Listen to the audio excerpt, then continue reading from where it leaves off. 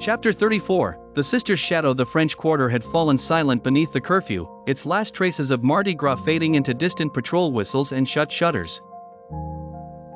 In Tremé, Julien Dubois stood before the abandoned house on St. Claude Street, the home where his sister Amélie had once laughed, argued, and kept her secrets. The crescent moon pendant at his throat felt colder than the night air. In his coat, he carried the stolen ledger, the ornate masks, and the other proof taken from Devereaux's mansion. All of it pointed toward Magnolia's end, where the Order of the Crescent Moon was preparing its final ceremony.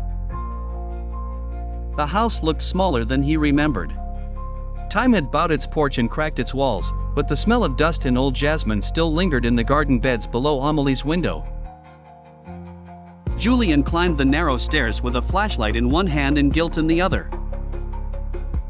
10 years had passed since Amélie's murder, 10 years since her body had been found at Magnolia's end with a crescent pendant clenched in her hand, and 10 years since he, then a young officer, had failed to uncover the truth. Her room remained almost untouched. A sewing table stood beneath faded rose wallpaper, and the floorboards complained softly under his weight. He remembered her as sharp-eyed and fearless, always asking questions that made others uneasy.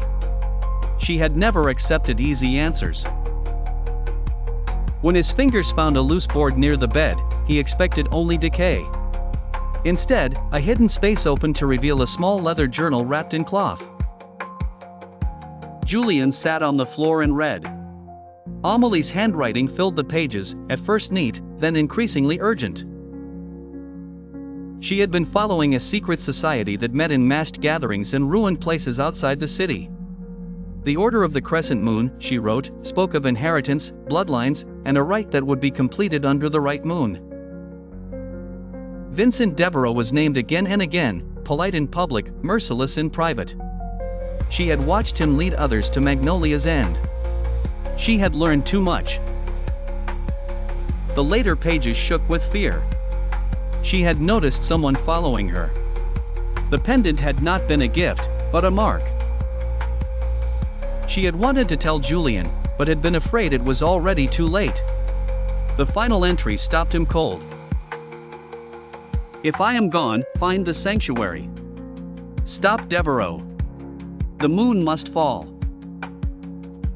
Beneath the words was a rough sketch of an old oak tree near Magnolia's end, with a mark at its roots that matched the map found among the mansion's papers. Julien closed the journal and felt grief harden into purpose. Amélie had not been a random victim. She had been an obstacle, perhaps the first person to see the order clearly enough to threaten it. Her death had not ended the conspiracy. It had only buried it deeper, until the murders began again. Outside, a patrol whistle sounded in the distance. Julien rose, pocketed the journal, and touched Madame Zora's talisman under his collar. It offered no comfort, only the reminder that he was out of time and out of excuses. He stepped into the street and looked toward the dark line of the city, where Magnolia's end waited beyond the lights. Somewhere there, Celeste was making her own preparations, and Devereaux was gathering the last pieces of his ritual. Julien had spent 10 years chasing a ghost. Now he had a name, a motive, and a map. The sister he had failed to save had left him the final clue. And under the crescent moon, he went to finish what she had begun.